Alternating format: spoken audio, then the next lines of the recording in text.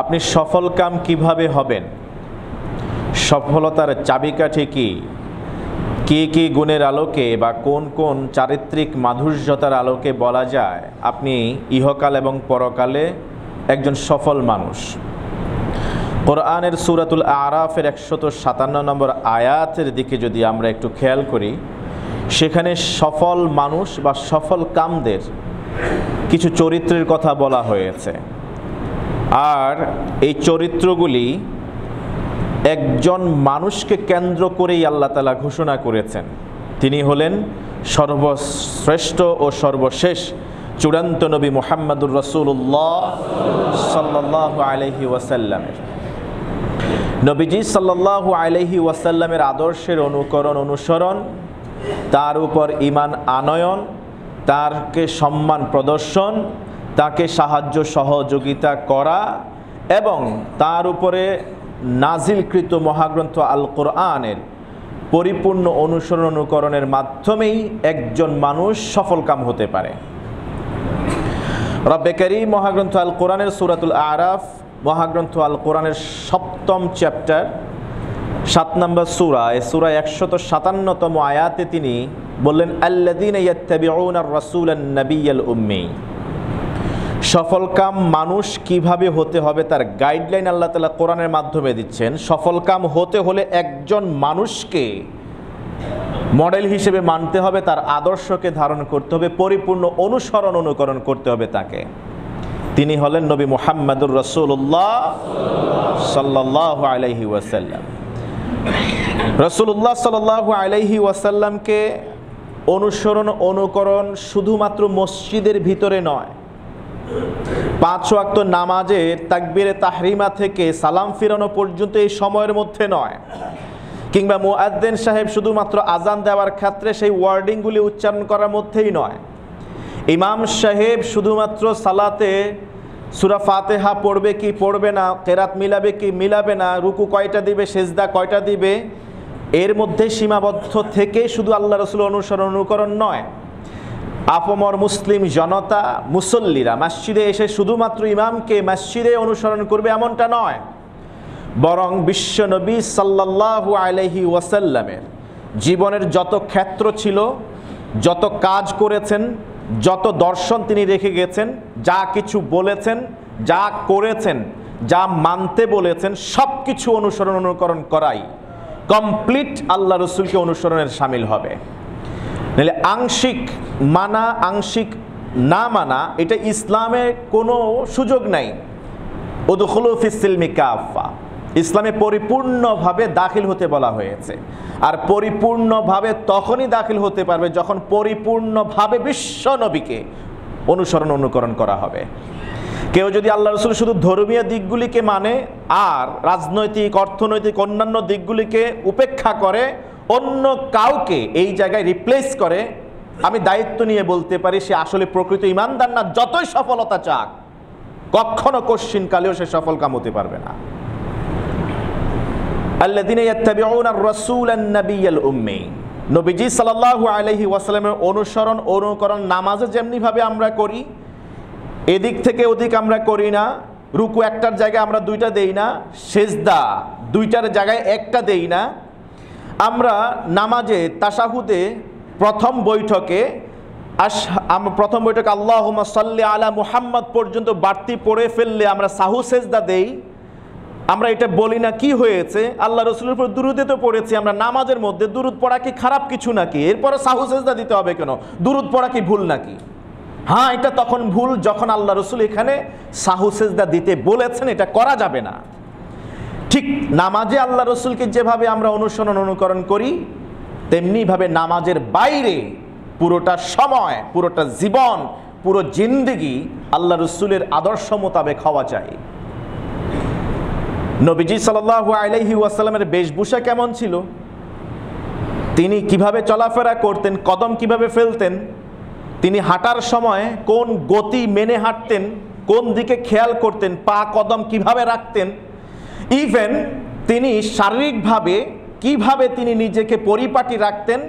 আমরা স্মার্ট হবার জন্য অনেক মানুষকে, অমুসলিমকে আমরা ফলো করে থাকি। আমরা একটু হ্যান্ডসাম নিজেকে সমাজে সো কল্ড কি বলা হয় অ্যারিস্টোক্রেট ফ্যামিলির অংশ হবার জন্য আমরা অনেকের অনুকরণ করে থাকি। পশ্চিমা বস্তা পচা সেই কালচারকে আমরা গ্রহণ করে থাকি, অথচ বিশ্ব নবী সাল্লাল্লাহু আলাইহি ওয়াসাল্লাম ছিলেন ever smartest man ever on the earth. পৃথিবীর বুকে সবচেয়ে স্মার্ট মানুষ ছিলেন কে? নবীজি মুহাম্মদুর রাসূলুল্লাহ সাল্লাল্লাহু আলাইহি ওয়াসাল্লাম। দুঃখের বিষয় হলো আজকে আমরা মুসলিম উম্মাহ যুবকরা আল্লাহ রসুলকে নামাজের সময় মানি, নামাজ কিভাবে পড়তে হয় সেটা মানে, কিন্তু কিভাবে নিজেকে পরিপাটি রাখবো, সুন্দর অবয়বে নিজেকে উপস্থাপন করব, বাহ্যিক বেশভূষা আমার কেমন হবে, আমি কি পরিধান করব কি পরিধান করব না, কি খাবো না, কিভাবে খাবো না, এটা আমরা গ্রহণ করি অন্যদের কাছ থেকে ধার করে। ইসলাম কি ইনকমপ্লিট? ইসলাম কি incomplete? Islam has every solution people need. মানুষের যত প্রয়োজন সব কিছুর সমাধান আছে ইসলামের মধ্যে। মজার বিষয়, নবীজি সাল্লাল্লাহু আলাইহি ওয়াসাল্লাম তিনি আদর্শ রেখে গিয়েছেন। সফরে যখন বের হতেন আল্লাহ রাসূল সাল্লাল্লাহু আলাইহি ওয়াসাল্লাম সাথে 5টা জিনিস নিয়ে বের হতেন। সুবহানাল্লাহ। তিনি সফরে বের হওয়ার সময় নবীজি সাল্লাল্লাহু আলাইহি ওয়াসাল্লাম তিনি মেসওয়াক সাথে নিতেন, তেল নিতেন, তিনি সাথে কি বলা হয় চোখে দেয় সুরমা, সেই সুরমা আল্লাহ রসুল সাল্লাল্লাহু আলাইহি ওয়াসাল্লাম তিনি সাথে করে নিয়ে যেতেন। এবং নবীজি সাল্লাল্লাহু আলাইহি ওয়াসাল্লামের সাথে একটা আয়না রাখতেন, আয়না, আর তিনি চিরুনি সাথে নিতেন। কয়টা জিনিস হলো? 5টা। তাফসিরে কুরতুবী খুলে দেখবেন, এই আয়াতের ব্যাখ্যায় সেখানে বলা হয়েছে নবীজি সাল্লাল্লাহু আলাইহি ওয়াসাল্লাম কানা ইউসাফিরু বিল মুশত, তিনি যখন বের হতেন চিরুনিটা নিতেন সাথে, ওয়াল মিরআ, আয়নাটা সাথে নিতেন, ওয়াদ্দুহনা, তেল নিতেন সাথে, ওয়াসসিওয়াক, মিসওয়াকটা পর্যন্ত সাথে নিতেন, ওয়াল কুহল, তিনি সাথে সুরমা নিতেন। এগুলির প্রয়োজন কেন সফর অবস্থায়? আমরা কি এগুলোর খেয়াল করি? সর্বোচ্চ আমরা ব্রাশ আর টুথপেস্ট নিয়ে বের হয়ে যাই, কিন্তু নবীজি সাল্লাল্লাহু আলাইহি ওয়াসাল্লাম এক্সট্রা এই বিষয়গুলো নিয়ে বের হতেন। কি করতেন তিনি? এবার তাফসিরে কুরতুবী পরের হাদিসে আনাস ইবনে মালিক রাদিয়াল্লাহু তাআলা আনহু তিনি বলছেন কানা রাসূলুল্লাহ সাল্লাল্লাহু আলাইহি ওয়াসাল্লাম ইউকসিরু দাহনা রাসিহি, তিনি তেল মাখতেন চুলের মধ্যে, চুলগুলি লম্বা ছিল আল্লাহ রাসূল সাল্লাল্লাহু আলাইহি ওয়াসাল্লাম, তেল মাখতেন। ওয়া ইউসাররিহু লিহিয়াতাহু বিল মা, শুধু তাই না, তিনি মাঝে মধ্যে পানি দিয়ে, পানির সাহায্যে তার দাড়িগুলোকে স্ট্রেট করে পরিপাটি করে সাজায় রাখতেন। তা আমাদের সমাজের মুসলিম যুবকরা তো অনেকে দাড়ি রাখে না, আর দাড়ি রাখলেও ওই দাড়িকে পরিপাটি রাখার কোনো মানসিকতা তাদের নাই, অ্যাব্রো থ্যাব্রো কোনো রকম রাখলাম। নবীজির সফর এত কষ্টের জার্নি, সেই জার্নিতেও তিনি গেলে যখন তেল পাইতেন না তখনও পর্যন্ত তিনি পানি দিয়ে হলেও দাড়িগুলোকে সুন্দর করে স্ট্রেট করে পরিপাটি করে তিনি রাখতেন। আমাদের আয়েশা সিদ্দিকা রাদিয়াল্লাহু তাআলা আনহা তিনি বলছেন নবীজি সাল্লাল্লাহু আলাইহি ওয়াসাল্লামের সাথে যখন কেউ দেখা করতে আসতেন, ইয়ান্তাজিরুনাহু আলাল বাব, তাদেরকে তিনি দরজার সামনে কিছু সময় দাঁড় করায় রাখতেন, কারণ হঠাৎ এসছেন, সালাম দিয়েছেন, নবীজির ঘরে অনুমতি নেওয়া ছাড়া ঢুকা নিষেধ ছিল, আল্লাহ রসুল অনুমতি দিতেন না, দাঁড় করিয়ে রাখতেন। কেন? তার সাথে দেখা করবেন, মানে পরিপাটি না হয়ে তিনি আসতেন না, নিজে আগে সুন্দরভাবে নিজে সাজতেন। কিভাবে নিজেকে পরিপাটি করতেন সেটাও আম্মাজান বলছেন, ওয়াফিদ্দারে রাকওয়াতুন ফিহা মা, নবীজি বের হওয়ার আগে দরজার কাছে একটা বালতি রাখতেন, ছোট্ট বালতি, ওই বালতির মধ্যে পানি রাখতেন। ওই সময় আয়না এটা খুব বেশি স্বাভাবিক ছিল না, সচরাচর ছিল না, তো চেহারা দেখবেন কিভাবে, তার দাড়িগুলি ঠিক আছে কিনা, লম্বা লম্বা চুলগুলি ঠিক আছে কিনা, কখনো তো কাঁধ পর্যন্ত চুল রাখতেন তিনি, কখনো কান পর্যন্ত, কখনো বা ঘাড়ের মাঝখান পর্যন্ত তিনি চুল রাখতেন। সুবহানাল্লাহ।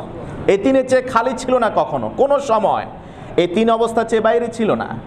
নবীজি সাল্লাল্লাহু আলাইহি সাল্লামের চুলগুলি ঠিক আছে কিনা, দাড়িগুলি পরিপাটি আছে কিনা, এটা দেখতেন তিনি। আয়না না পেলে ওই যে ঘরের দরজার কাছেই বালতিতে, যে ছোট্ট বালতিতে, এটাকে রিকওয়া বলা হয়, ছোট্ট বালতিতে পানি থাকতো, ওই পানিতে নিজের চেহারাটা তিনি সুন্দর করে দেখতেন। ফাজাআলা ইয়ানজুরু ফিল মাই ওয়া ইউসাউযি লিহিয়াতাহু ওয়া শা'রাহু, পানির দিকে তাকায়ে আয়নার মতো যখন চেহারা দেখতেন তখন চুলগুলি নিজে আঁচড়ায় নিতেন, দাড়িগুলি পরিপাটি করে তিনি নিতেন। আম্মাজান বলছেন, আমি একদিন আল্লাহ রাসূলকে বললাম, ইয়া রাসূলুল্লাহ ওয়া আনতা তাফআলু হাদা, আপনি রাহমাতুল লিল আলামিন, আপনি জান্নাতের সরদার, আপনি মদিনার রাষ্ট্রপতি, আপনার সাথে সাক্ষাৎ পাওয়ার জন্য মানুষ অস্থির হয়ে আছে, আপনি আল্লাহর নবী এবং সর্বশেষ ও চূড়ান্ত রাসূল, আপনার অন্য জনের সাথে দেখা করতে গিয়ে এত পরিপাটি হওয়ার কি দরকার? আপনি কে না কে আসছে এখন আপনি জানেন না, হতে পারে হয়তো বা পাশের বাসার কেউ আসছে, অথবা বাহির থেকে কেউ আসছে, অথবা এত বেশি গুরুত্বপূর্ণ কেউ আসে নাই আপনার সাথে সাক্ষাৎ করতে, তারপরও আপনি এত সুন্দর সময় নিয়ে পরিপাটি হয়ে বের হন কেন? নবীজি সাল্লাল্লাহু আলাইহি ওয়াসাল্লাম বলতেন, নাম ইদা খারাজার রাজুলু ইলা ইখওয়ানিহি ফালিয়ুহাইয়্যি মিন নাফসিহি, যখন কেউ তার সাথে সাক্ষাৎ করতে আসে, কোনো ভাই তার আরেক ভাইয়ের সাথে দেখা করতে আসে, মিট করতে আসে, তখন ভাইয়ের দায়িত্ব হলো নিজেকে সুন্দরভাবে সাজিয়ে গুজিয়ে তার সামনে উপস্থাপন করা, এলোমেলোভাবে যাবে না। কারণ কি, ফা ইন্নাল্লাহা জামিলুন ইউহিব্বুল জামাল, আল্লাহ তাআলা তিনি সুন্দর, তিনি স্মার্ট, আল্লাহ তাআলা স্মার্টনেসটাকে পছন্দ করেন, সুবহানাল্লাহ। অথচ আমি চুলের কাটিং কিভাবে করব, দাড়ি রাখবো কি রাখবো না, প্রিন্স কাটিং করব নাকি কি করব, অর্ধেক কামাবো অর্ধেক রাখবো, এটা আমরা পশ্চিমা কালচার থেকে ধার করি। খেলোয়াড়দেরকে দেখে দেখে আমরা নিজেরা চুল রাখি, চুলের এই অবস্থা করে, মাথার মাঝে মাঝে তো কখনো কখনো ওই যে প্রাণের ছবি আঁকে, মানুষের ছবি আঁকে চুল দিয়ে, মানে ফাইজলামির আর জায়গা নাই। সে কখনো কখনো শুকর হওয়ার জন্য, কুকর হওয়ার জন্য এত বেশি লালায়িত, মানুষ হিসেবে তাকে কেন পাঠাইলো? তাই মাথার চুল দিয়ে নিজেকে বহির্প্রকাশ করে যে আমি, হয় কি হয় না এরকম? আমাদের এই এলাকায় তো নাই, ইনশাআল্লাহ আছে নাকি?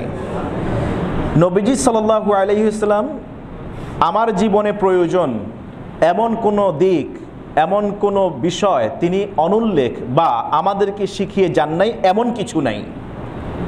এই সাধারণ একটা বিষয়, আমি কিভাবে আরেকজনের সাথে সাক্ষাৎ করব, বিশ্ব নবী সাল্লাল্লাহু আলাইহি ওয়াসাল্লাম যেই সময় আয়না থাকতো না, ঠিক মতো ছিল না, তেল ঠিক মতো পাওয়া যেত না, খুব দামি ছিল, ওই সময় আল্লাহ রাসূল সাল্লাল্লাহু আলাইহি ওয়াসাল্লাম পানিকে ব্যবহার করেছেন, পানিতে নিজের চেহারা দেখেছেন, দেখে নিজেকে পরিপাটি করে এরপরে মানুষের সামনে উপস্থাপন করতেন।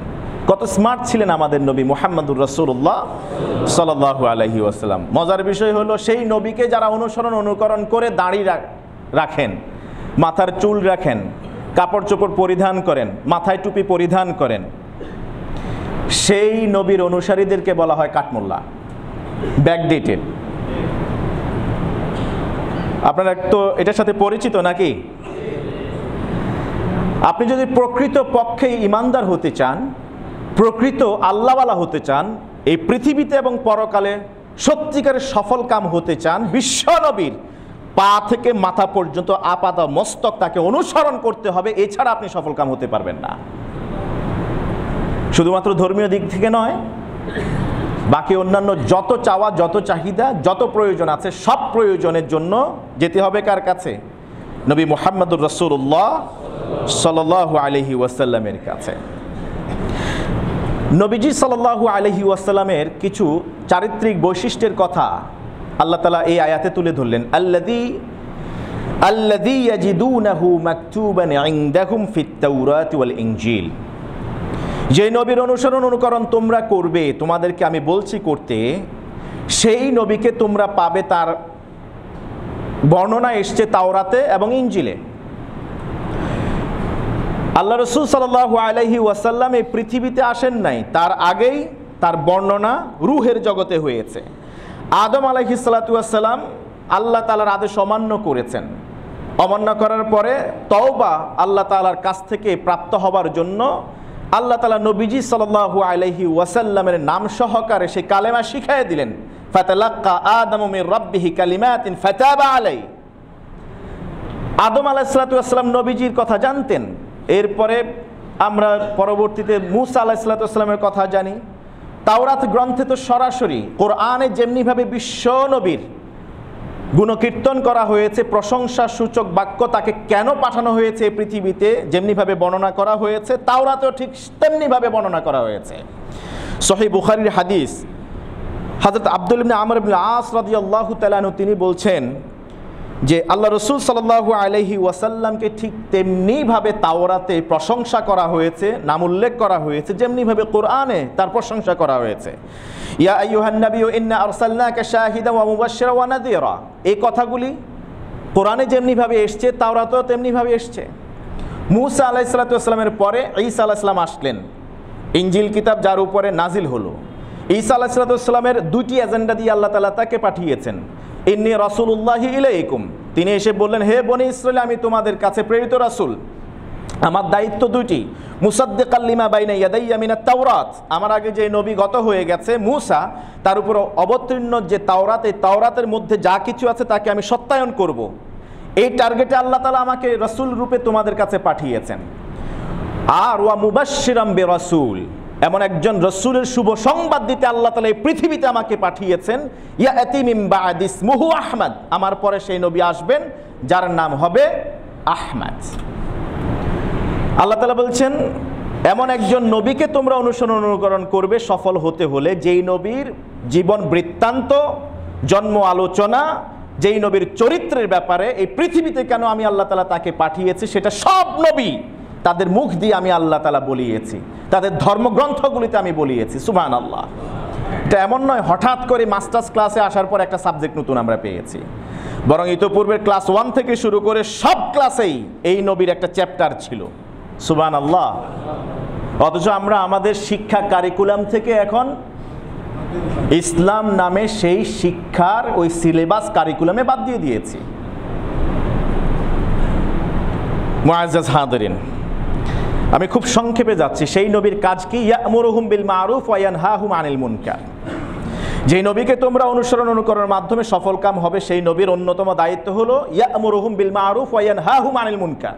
তিনি সৎ কাজে আদেশ দিবেন, অসৎ কাজে তিনি নিষেধ করবেন। এই দায়িত্বটা আল্লাহ রসুলকে আল্লাহ দিয়েছেন। এই দায়িত্বটা পরবর্তীতে আল্লাহ তাআলা চাচ্ছেন আল্লাহ রসুলের ইন্তেকালের পরে কিয়ামতের আগে একটা দল এমন হবে যারা এই নবীওয়ালা কাজ করবে। আল্লাহ তাআলা মহাগ্রন্থ আল কোরআনে সূরা আলে ইমরানের 101তম আয়াতে তিনি বলছেন, ওয়ালতাকুম মিনকুম উম্মাতুন ইয়াদউনা ইলাল খাইর।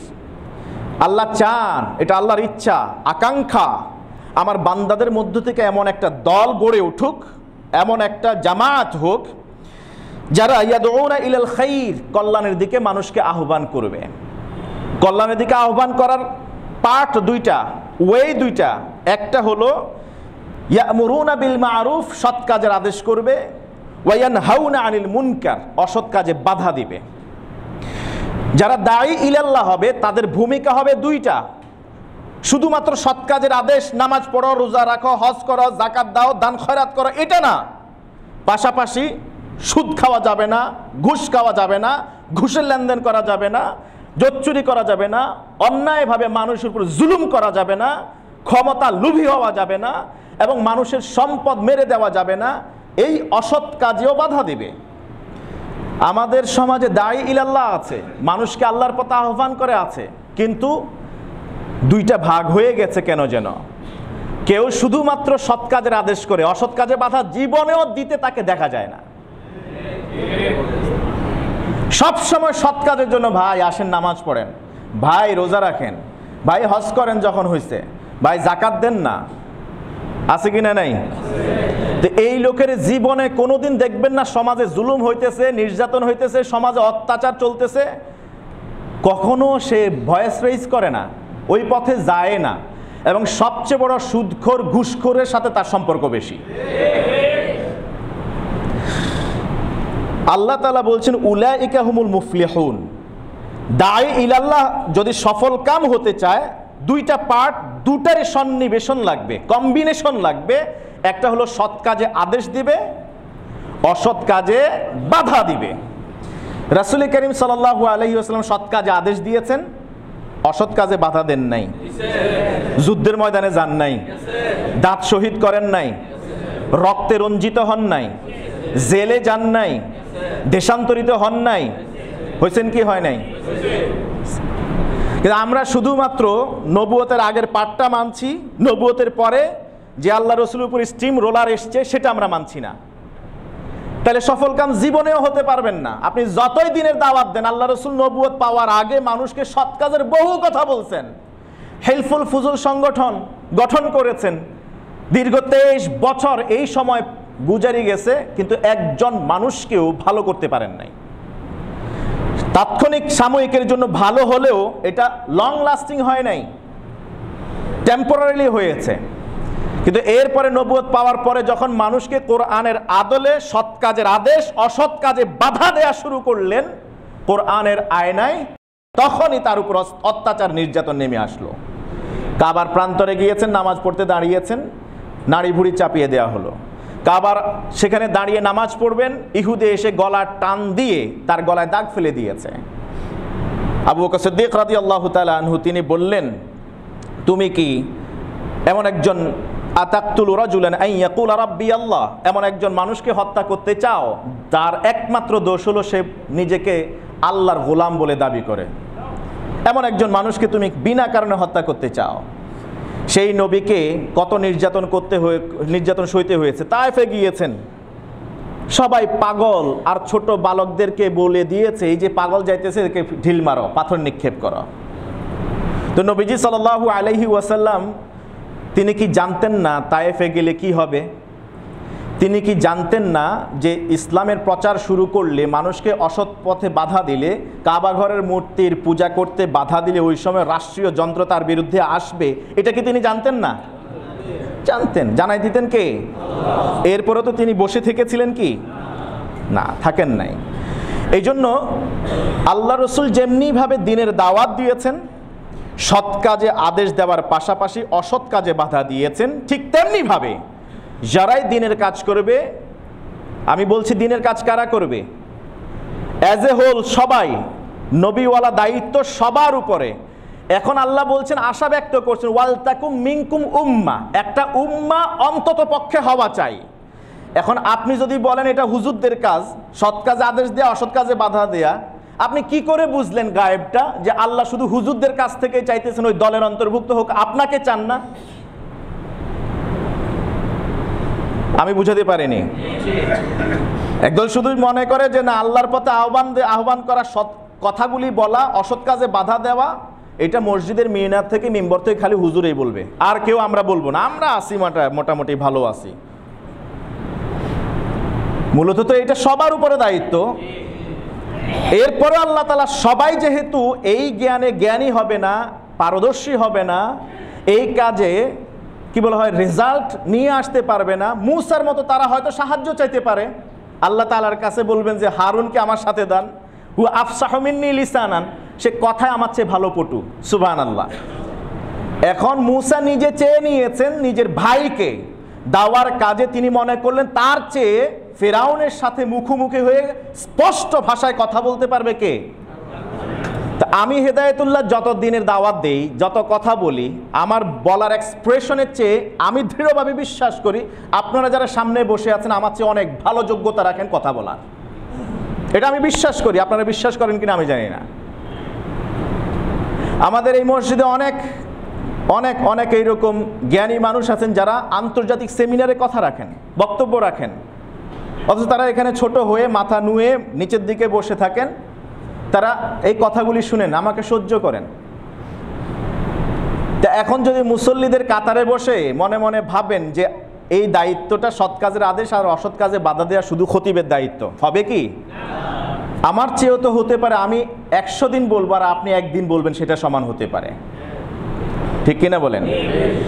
এই জন্য সফল কাম হতে হলে দাঈ ইলাল্লাহদের ভূমিকা দুই দিকে রাখতে হবে। সৎ কাজে আদেশ, শুধুমাত্র মিষ্টি খাওয়া নয়, কথা বলে না, মিষ্টি খাওয়া শেষে মিষ্টির সুন্নতটা সবাই জানে, তো খাওয়া শেষে যে যুদ্ধের ময়দানে ঝাঁপিয়ে পড়তে হয় এটা অনেকেই মানে না, জানলেও মানে না।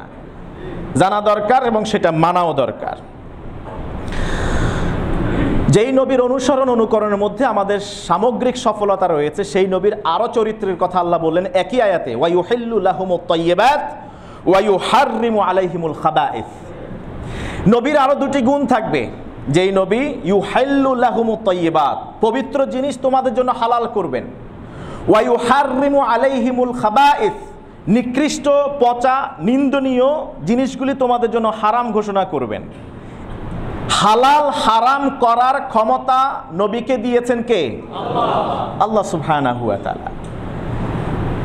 বড় দুঃখের বিষয়, সেই নবীকে অনেকে মানতেই চায় না। অনেকে বলে আমি শুধু কোরআন মানি, রাসূলকে মানি না। কারণ রাসূল হলো শুধুমাত্র একেবারে ডাক পিয়নের মতো। নাউজুবিল্লাহ, ওটা তো মেসেঞ্জার। আল্লাহ বলছেন এই আয়াতে শুরুতে বলেন আল্লাযিনা ইয়াত্তাবিউনার রাসূল, যারা মেসেঞ্জার বার্তাবাহকের অনুসরণ করবে। যুক্তি দাঁড় করায়, একজন পোস্টম্যান একজনের কাছ থেকে চিঠি নিলেন ফ্রম আর পৌঁছে দিলেন টু, মিন ইলা, ওনার কাছ থেকে নিয়ে পৌঁছে দিয়েছে। এখন এই চিঠি যার কাছে গিয়েছে তিনি তো পোস্টম্যানকে অনুসরণ করেন না, উনি তো শুধুমাত্র বার্তাবাহক চিঠিটা পৌঁছে দিয়েছেন। নাউজুবিল্লাহি মিন যালিক। আল্লাহ রসুল আল্লাহর বার্তাগুলি শুধুমাত্র নিজে বহন করে আমাদের কাছে পৌঁছে দিয়েছেন। পোস্টম্যানকে যেমনিভাবে চিঠি অ্যাড্রেসড ব্যক্তি তাকে অনুসরণ করে না, সেই নবীকে আমাদের অনুসরণ করার দরকার নাই। নাউজুবিল্লাহ কইবেন না সবাই? আছে কিনা এই সমাজে এরকম মানুষ? নিজেদেরকে সো-কল আহলে কোরআন দাবি করে। অত্যন্ত চটকদার একটা শব্দ, একটা টার্ম। এটা শুনলে মনে করবে যে ওরে আল্লাহ, আহলে কোরআন মানে কোরআনের সম্প্রদায়, কোরআনওয়ালা। ওমা, তাই আমি না সবার আগে যাব। এর চেয়ে ভালো দল কি আর হতে পারে? আসলে আহলে কোরআন নয়, এরা আহলে শয়তান। এরা আল্লাহ রসুলকে মানে না, অথচ আল্লাহ তাআলা বলছেন ওয়া ইউহিল্লু লাহুমুত তাইয়্যিবাত। নবীর দায়িত্ব হলো তিনি পবিত্র জিনিস কোনটা কোনটা তিনি নির্ধারণ করবেন এবং এটাকে হালাল করবেন। সব পবিত্র তোমার জন্য হালাল না। ওয়া ইউহাররিমু আলাইহিমুল খাবাইস, সব নিষিদ্ধ না, তবে নবী যেটা নিষিদ্ধ করেন, হারাম করেন, সেটাই তোমার জন্য হারাম। এবারে আসেন, যারা কোরআন মানে শুধু আহলে কোরআন, নিজেদেরকে দাবি করে সো কল্ড তথাকথিত আহলে কোরআন, তারা তো জীবনে মাছ খাইতে পারবেন না। তাদের জন্য মাছ খাওয়া হারাম, তারা জীবনে মাছ খাবেন না। তারা কুকুরের গোশত খাবেন। ওমা নাউজুবিল্লাহ কোন কেন? তাদের জন্য কুকুরের গোশত খাওয়া হালাল। তারা গরুর কলিজা খাবে না, এটা তাদের জন্য হারাম। প্লিহা তেহাল যাকে বলা হয়, এটা খাবে না, এটা তাদের জন্য হারাম, খাওয়া যাবে না। কারণ কোরআনে বলছেন আল্লাহ তাআলা বলেছেন সূরাতুল আরাফ, আল্লাহ সুবহানাহু ওয়া তাআলা ওয়া ইউহিল্লু লাহুমুত তাইয়্যিবাত ওয়া ইউহাররিমু আলাইহিমুল খাবাইস। এই আয়াতের ব্যাখ্যায় আল্লাহ সুবহানাহু ওয়া তাআলা বলছেন হুররিমাত আলাইকুমুল মাইতা। কোরআন আয়াত নাযিল করলেন, হুররিমাত আলাইকুমুল মাইতা, তোমাদের জন্য মৃত প্রাণী হারাম করা হয়েছে। যে মাছ জীবিত, ইলিশ মাছ, তরতাজা ইলিশ মাছ জান আছে, এটা জায়েজ খাওয়া, কারণ এটা মৃত না। তো ইলিশ মাছ যদি আপনি খাইতে চান, ওটাকে জীবিত ধইরা জবাই করতে পারবেন নাকি? বা কথা কয় না? তাহলে আপনি জীবন ইলিশ মাছ খাইয়েন না, সিজনের সময় খাবেন না। সব আমাদের প্রতিবেশী সো-কল বন্ধু দেশে পাঠায় দেখ। কথা বুঝাইতে পারি নাই? আমার দেশে নাকি 1700-1800 টাকা করে কেজি, আর ইন্ডিয়াতে নাকি 1100 কত টাকা প্লাস বা 1200-র মতো। হ্যাঁ, 1050। তো কারণ এদের তো হালাল হারামের ভেদ বিচার নাই। আমরা তো সো-কল্ড আহলে কোরআন, আমাদের জন্য মৃত প্রাণী খাওয়া, মৃত কিছু খাওয়া জায়েজ নাই। অতএব মাছ মৃত মরে যায়, মরে যাওয়ার পরে ফেলে দেওয়ার চেয়ে এক্সপোর্ট করে দেখ, যদি আপনি নিজেকে আহলে কোরআন দাবি করেন। মাছ হালাল করছেন কে? কথা কয় না। মাছ হালাল করেছেন কে? নবীজি মুহাম্মদুর রাসূলুল্লাহ সাল্লাল্লাহু আলাইহি ওয়াসাল্লাম। তিনি বলেন উহিল্লাত লাকুম মাইতাতান। আল্লাহর এই কোরআনের আয়াত যখন নাজিল হলো, সাহাবীরা দৌড়ায় আল্লাহ রাসূলের কাছে এসে বললেন ইয়া রাসূলুল্লাহ, যখন প্রাণষ্ঠগত হয়ে যায়, মৃত প্রাণী পাওয়া যায় যেমন সমুদ্রের মাছ, তখন আমরা কি করব? ওইটাও কি খাওয়া আমাদের জন্য নিষেধ করে দেওয়া হলো নাকি? নবীজি সাল্লাল্লাহু আলাইহি ওয়াসাল্লাম বললেন না, ওইটার দায়িত্ব আল্লাহ আমাকে দিয়েছেন। সুবহানাল্লাহ বলেন। আল্লাহ মূলনীতি বলে দিয়েছেন, কিন্তু এক্সেপশনাল মূলনীতিগুলি আমাকে তোমাদের সাথে শেয়ার করতে বলেছেন। উহিল্লাত লাকুমুত তাইয়্যিবাত, তোমাদের জন্য পবিত্র জিনিস হালাল করা হয়েছে। উহিল্লাত লাকুম মাইতাতান, দুইটা মৃত প্রাণী তোমাদের জন্য হালাল। সুবহানাল্লাহ। ফাআম্মাল মাইতাতান ফালহুতু ওয়াল জারাদ, টিড্ডি, ওটা যদি মারাও যায় এটা হালাল। আর হলো মাছ, কে হুত মানে হলো মাছ, মাছ যদি মারাও যায় এটা আমাদের জন্য হালাল। আল্লাহ সুবহানাহু ওয়া তাআলা এরপরে বলেন ওয়াদ্দাম, রক্ত হারাম করা হয়েছে। সাহাবীরা বলেন ইয়া রাসূলুল্লাহ, একজন বললেন আমার কাছে তো কলিজা খুব মজা লাগে, এরপরে প্লিহা এটা আরো মজা লাগে, না আমি তো গোশত চেয়ে এটা বেশি পছন্দ করি, তাইলে কি এইটা কি হারাম নাকি? নবীজি সাল্লাল্লাহু আলাইহি ওয়াসাল্লাম বললেন না, ওয়াদামান, দুটা রক্ত তোমাদের জন্য হালাল করা হয়েছে। আল্লাহ বললেন হুররিমাত আলাইকুমুল মাইতাতু ওয়াদ্দাম, মৃত প্রাণী এবং রক্ত তোমাদের জন্য হারাম করা হয়েছে। নবীজি সাল্লাল্লাহু আলাইহি ওয়াসাল্লাম এটার ব্যাখ্যায় বললেন যে দুইটা রক্ত তোমাদের জন্য হালাল করা হয়েছে। সুবহানাল্লাহ। এই যে কলিজা খাওয়া আর প্লিহা খাওয়া এটা জায়েজ করছেন কে? আল্লাহ নাকি আল্লাহ রসুল? আল্লাহ রসুলকে ম্যান্ডেট দিয়েছেন কে? সুবহানাল্লাহ। ওয়া মা ইয়ানতিকু আনিল হাওয়া ইন হুয়া ইল্লা ওয়াহিয়ুন ইউহা। নবীজি এরকম হালাল হারাম বহু কিছু করেছেন যা কোরআনে নাই। অতএব যারা শুধু কোরআন মানতে চান, সুন্নাহ মানবেন না, হাদিস মানবেন না, রাসূলকে মানবেন না, তারা বিয়েও করতে পারবেন না।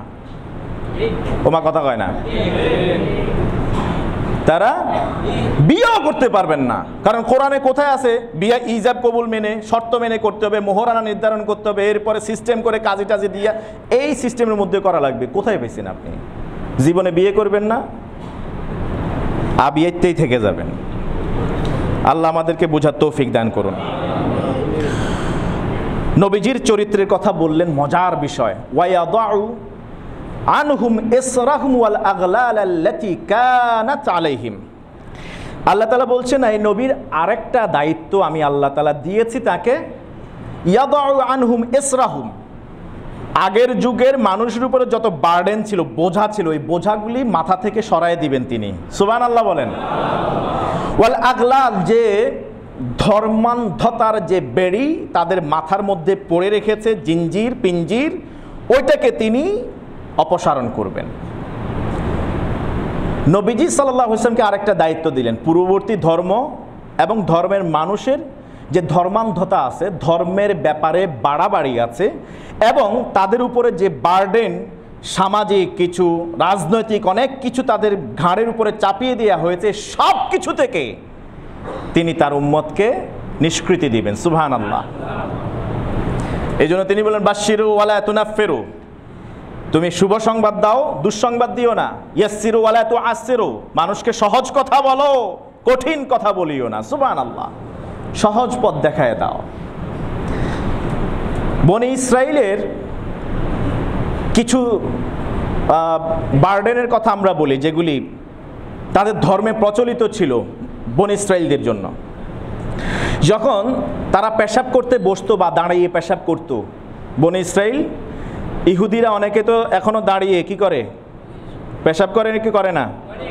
আপনি যান না বাহিরে, বিদেশে যাইয়া লো কমেট অথবা বসে পেশাব করার কোনো জায়গা পাবে না, সবটা সোজা দাঁড়াইয়াই one kind of like a dog, সেটা সাইরা দিতেছে। আছে না এরকম?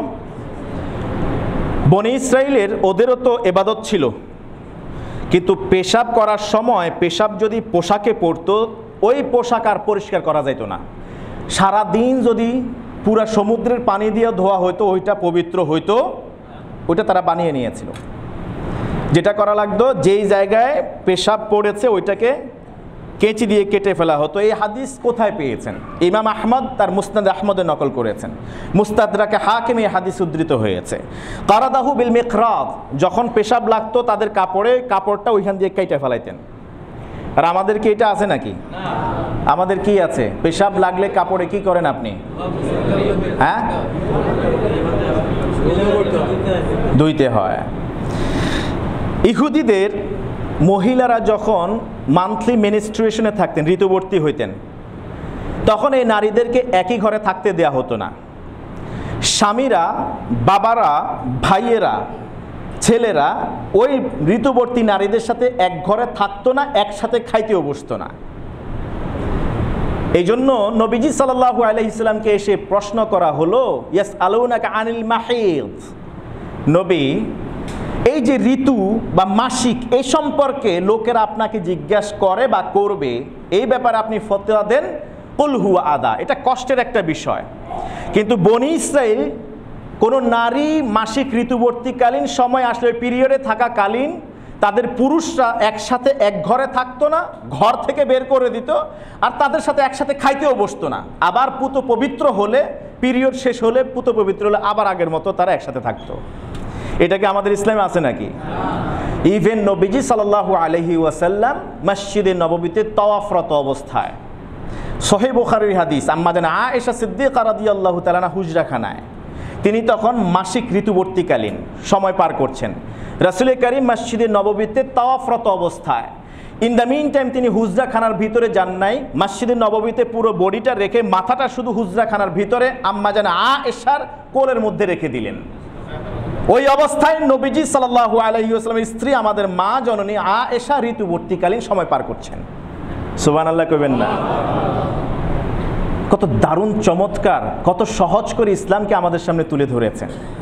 নারীদের সাথে যদি এই আচরণ করা হতো, এমনিতে তো নারীর অধিকার নিয়ে কত কথা লাফালাফি আমরা শুনি, কিন্তু যেই নারীরা নিজেদের অধিকারের কথা বলতে যায়, সেই নবীর এই জীবন চরিত্র কি তারা জানেন? এই আচরণ স্ত্রীর সাথে কেমন করেছেন সেটা কি তারা জানেন?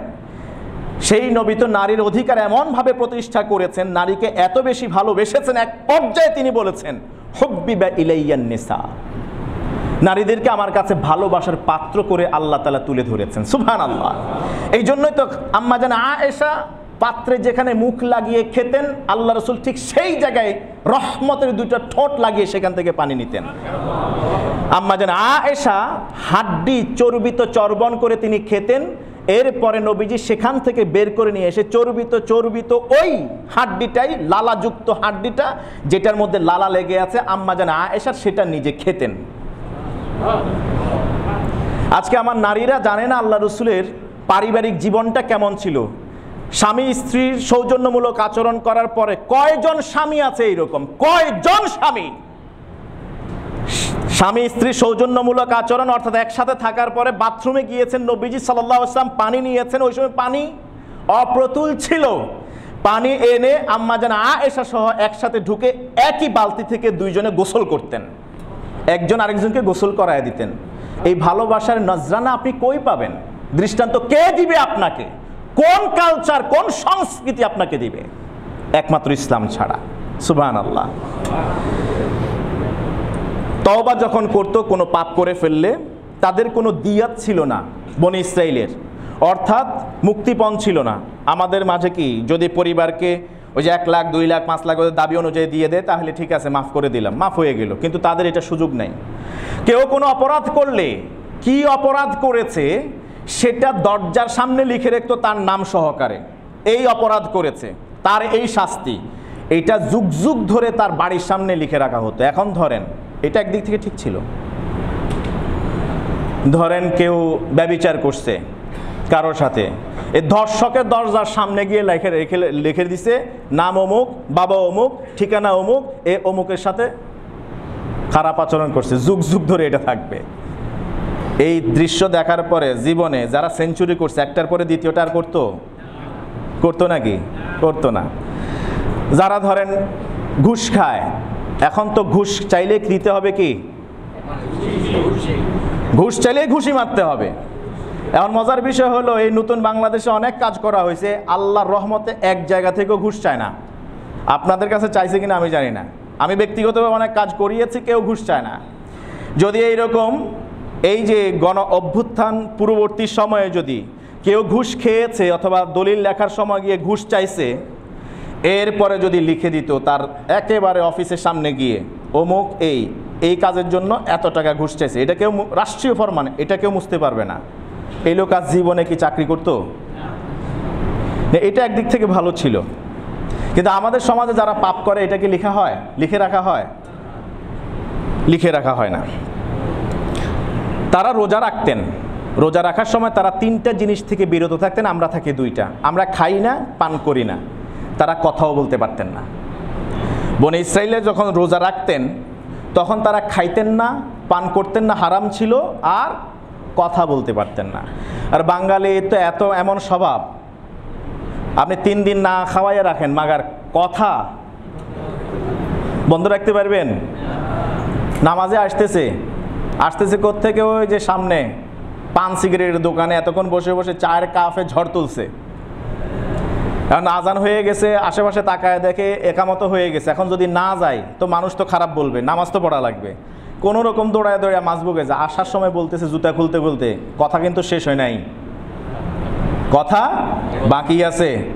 আসার সময় দোকানিরে বলতেছে, এই আইতাছি, আরেকটা অর্ডার দে, আরেকটা চা বানায় রাখ। মানে এদেরকে আপনি 3 দিন না খাওয়ায় রাখেন, কোনো সমস্যা নাই, কিন্তু একদিন যদি কথা বলতে না দেন, পারবে?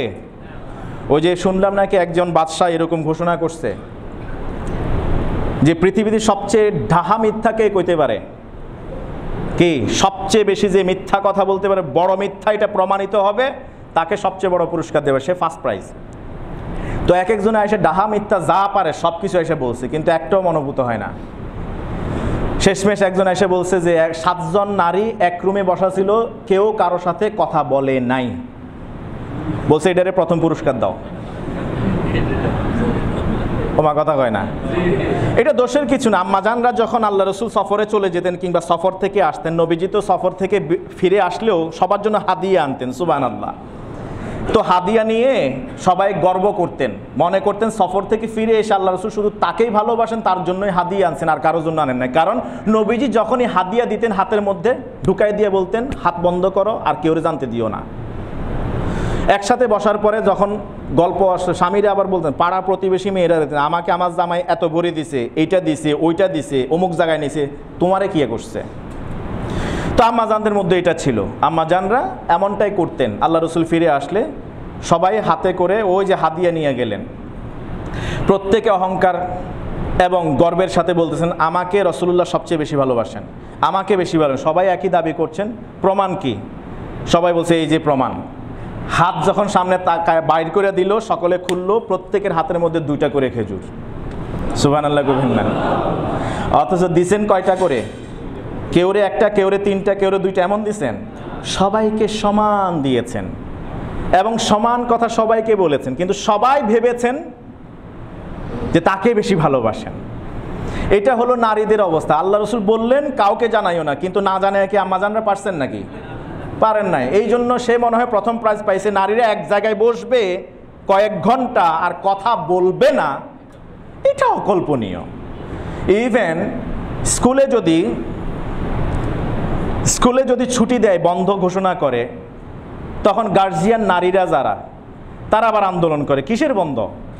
কারণ একদিন তো গল্প করা যাবে না, সময় কাটানো যাবে না। মাআযাল্লাহ, আল্লাহর কাছে ক্ষমা চাই, এটা আমি কোনো মা বোনকে ছোট করার জন্য বলিনি। This is the reality. এই সময়টা জিকির আজকার করে কাটানো দরকার। আল্লাহ তাআলা আমাদের বুঝে আমল করার তৌফিক দান করুন। সম্মানিত মুসল্লিয়ানে কেরাম, আমরা যেই কথা বলছিলাম, নবীজি সাল্লাল্লাহু আলাইহি ওয়াসাল্লামের কিছু চারিত্রিক দিকের কথা আল্লাহ তাআলা সূরা আরাফের 157 নম্বর আয়াতে বলার পরে তিনি বলেন, ফাল্লাযীনা আমানু, যারা ঈমান আনবে তার উপরে, আমানু বিহি ওয়া আযযারুহু, যারা ঈমান আনবে, নবীকে নবী বলে বিশ্বাস করবে, তাদের দায়িত্ব হলো নবীকে সম্মান দেখানো।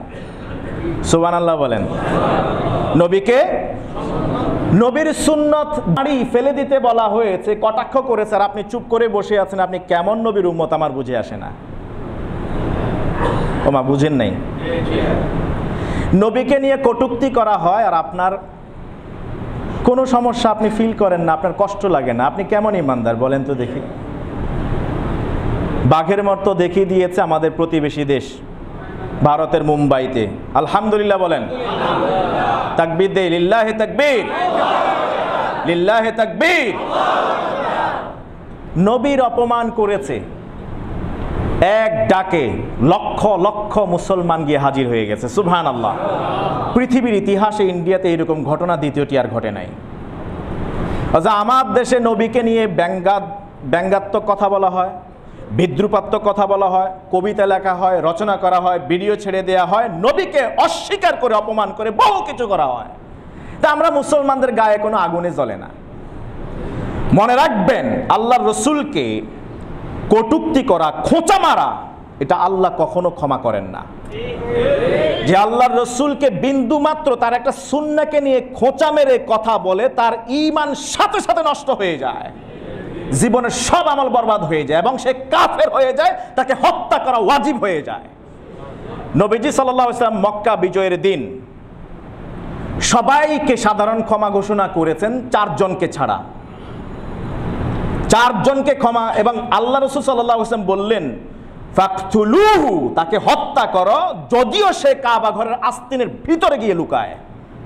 অথচ কোরআনে বলা হয়েছে ওয়ামান দাখালাহু কানা আমিনা, যে কাবা ঘরে ঢুকবে সে নিরাপত্তা পাবে। নবীজি বললেন সবাইকে সাধারণ ক্ষমা ঘোষণা করলাম, লা তাসরিবা আলাইকুমুল ইয়াউম, আজকে কারো কোনো বদলা নেওয়া হবে না। কিন্তু 4 জনের নাম উচ্চারণ করে বললেন, এর মধ্যে একজন ইবনে খাতাল। ইবনে খাতাল যদি কাবাঘরের আস্তিনে গিয়েও, কাবাঘরের দরজার ভিতরে গিয়েও যদি লুকায়ে থাকে, সেখান থেকে ধরে নিয়ে তাকে হত্যা করো। কেন? সে নবীজি সাল্লাল্লাহু আলাইহি ওয়াসাল্লামকে নিন্দা করেছে, সে নর্তকে নিয়ে এসছে, গায়ক নিয়ে এসে আল্লাহর রসুলকে তিরস্কার করে গান সে সমাজে চালিয়েছে। এই জন্য সবাই ক্ষমা মিললেও ইবনে খাতালের ক্ষমা মিলে নাই। তো ওয়াজ্জারুহু, ইমানদার বিশ্বনবীর অপমানে সে জ্বলে উঠবে, সে আওয়াজ তুলবে, সে চুপ করে বসে থাকবে না, তার নিন্দা জ্ঞাপন করে, শক্তি থাকলে শক্তি দিয়ে সেটাকে প্রতিহত করবে, আওয়াজ দিয়ে আওয়াজ রেইজ করে সেটার প্রতিশোধ নেবে বা বদলা নেবে। আর যদি সেটা না থাকে অন্তত অন্তর থেকে ঘৃণা করবে। কিন্তু মজার বিষয় হলো আমরা সবাই খালি অন্তর দিয়ে ঘৃণা করি, কারো কোনো ক্ষমতা নাই, কারণ আমরা সবাই এখন বিড়ালের বাচ্চা হয়ে গেছি। আমরা আগে যে ছিলাম বাঘের বাচ্চা, ওই বাঘের বাচ্চা এখন আর না, এখন সব বিড়ালের বাচ্চা হয়ে গেছে। এই জন্য কেউ দেখবেন কোথাও কোনো ব্যবস্থা নেয় না, যার ক্ষমতা আছে সে সেটা প্রয়োগ করে না। আজকেও বাইতুল মোকাররমের সেখানে বিভিন্ন জায়গায়, বাংলাদেশে বিভিন্ন জায়গায় আল্লাহ রসুলকে কটূক্তি করে যে বক্তব্য দিয়েছে, 50টা মামলা হয়েছে। এরপরেও সরকার, বিজেপি সরকার তাকে সমর্থন দিয়েছে এবং একজন সাংসদ বিভিন্ন জায়গায় কড়া কথা বলছে এবং আল্লাহ রসুলের বিরুদ্ধে অবস্থান নিয়েছে। যারা মামলা করেছে তাদেরকে শাস্তি দিবে বলেও বারবার ঘোষণা করছে। সেই বিশ্ব নবীর অপমান যারা করেছে, নিন্দা করেছে, তাদের বিরুদ্ধে প্রতিবাদ স্বরূপ আজকেও বিভিন্ন জায়গায় মিছিল হচ্ছে, মিটিং হবে। এখন আপনারা ধরেন এখানে হাজার হাজার মুসল্লি, এটা জানলেন, জানার পরেও আপনারা কোনো ব্যবস্থা গ্রহণ করলেন না, ঈমান আছে তো? না, আমি তো সবচেয়ে বড় ঈমানদার। অন্তত প্রতিবাদ স্বরূপ প্রতীকী একটা মিছিলও তো আপনারা করতে পারেন। এতদিন তো পারেন নাই। আপনি আল্লাহ রসুলের ইজ্জত লুণ্ঠন করা হয়েছে, তাকে তিরস্কার করা হয়েছে, এটার প্রতিবাদে যদি আপনি সাধারণ স্বাভাবিক মুসল্লিরা মিলে মিছিল করতে বের হয়েছেন, তখনও তো আপনাকে ট্যাগ দিয়ে দেওয়া হয়েছে। সাহস পান নাই, করতে পারেন নাই। এখন কিসের ভয় আছে নাকি? এখন কি ভয় আছে? পারবেন না আপনারা প্রতিবাদ স্বরূপ? পারবেন তো ইনশাআল্লাহ? পারবেন তো ইনশাআল্লাহ? হাত তুলে দেখাই আল্লাহকে। লিল্লাহে তাকবীর, লিল্লাহে তাকবীর, লিল্লাহে তাকবীর। আমরা তীব্র নিন্দা জানাই। আল্লাহ তাআলা আমাদের ঈমানকে হেফাজত করুন। ওয়া নাসারু, আল্লাহ রসুলকে সাহায্য করবে। কিভাবে সাহায্য করবে সেটা আজকে আর বলার সুযোগ পাইলাম না। ওয়াত্তাবাউ নূর আল্লাযী উনজিলা মাহ, এবং সেই নবীর সাথে যে নূর এসছে কোরআনের আলোকে, কোরআনের ফরম্যাটে, সেই কোরআনকে মেনে চলবে। উলাইকা হুমুল মুফলিহুন, আল্লাহ তাআলা এরপরে বলছেন তারাই হবেন সফলকাম। তাহলে সফলকাম হতে হলে একজন মানুষের বিষয়ে আপনাকে সেন্টার্ড হতে হবে। তিনি কে? নবী মুহাম্মদুর রাসূলুল্লাহ সাল্লাল্লাহু আলাইহি ওয়াসাল্লাম। তার আদর্শের পরিপূর্ণ অনুসরণ অনুকরণ করতে হবে, তার উপর ঈমান আনয়ন করতে হবে, তার সম্মান রক্ষা করতে হবে, তাকে সাহায্য করতে হবে এবং তার উপরে অর্পিত দায়িত্ব, নবুয়তের রিসালাতের দায়িত্ব, যে কোরআনের ফরম্যাটে এসছে এই কোরআনকে পরিপূর্ণভাবে আঁকড়ে ধরতে হবে। তবেই তো আপনি উলাইকা হুমুল মুফলিহুন, প্রকৃত সফলকাম হতে পারবেন। আল্লাহ তাআলা আমাদের নবীকে আদর্শ হিসেবে মেনে আমৃত্যু এই জীবন চলার তৌফিক দান করুন। সুবহানাকাল্লাহুম্মা বিহামদিকা আশহাদু আল্লা ইলাহা ইল্লা আনত।